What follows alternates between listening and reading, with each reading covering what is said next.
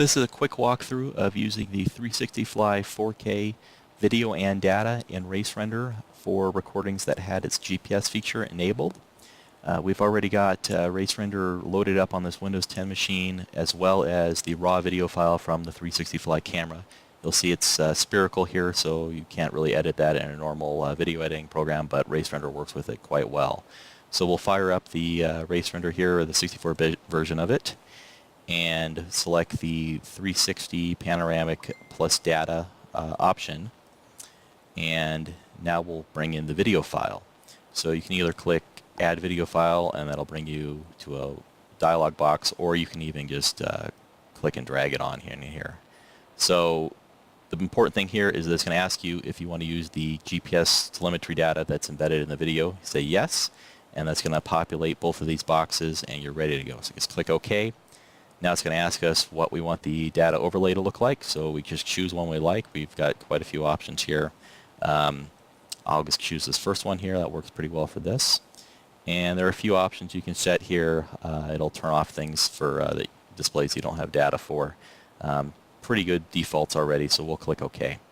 And now you have your project. You got the data overlaid. It's already in sync. You really don't have to do anything, but you can customize this further if you want. You can kind of click and drag these all over the screen if you want. You can add more displays using this button over here with the add. A lot of things you can do. In this particular case, we're just going to go and select the range we want to export and make the video. So we'll just drag on in here. I'd say that's a good spot, so we'll click the green flag here to start the video here, and we want to go over to here. So we'll show those few corners on this track, and then we'll hit the red flag, and now when we go to export it, it'll by default choose this range between the green and the red. And you may notice that the overlays look kind of small in the center of the screen. That's just because we have a 360 workspace, so we have about approximately 9 times as much space to work with.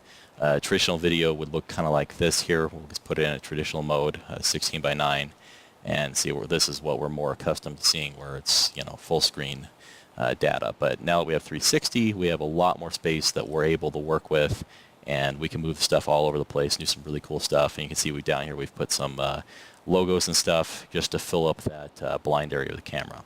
Anyway, the video is all ready to go at this point. It was that easy. Just click Create Video. Normally you'd say that, I won't for this case. And there's a few options on the screen. The main thing you need to worry about is just the distribution profile. For a 360, you'll want one of these 360 options here.